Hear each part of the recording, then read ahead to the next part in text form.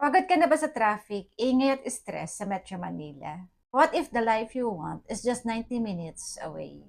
Because lately something interesting is happening in the South. More and more people are choosing Batangas. As a licensed real estate broker, I've been seeing this shift firsthand. What used to be a weekend escape is now becoming the next growth center. First, accessibility. With major expressways connecting the South, mas mabilis na ang travel to Manila and nearby cities. Hindi mo na kailangang ubusin ang oras mo sa biyahe. Second, economic growth.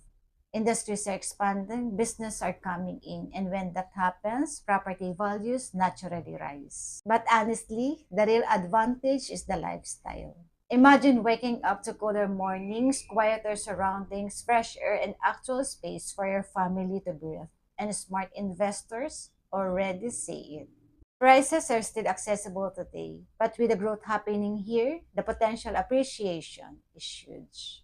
Plus, Batangas will always be a tourist favorite, meaning your property can also become a staycation home, rental, or Airbnb investment.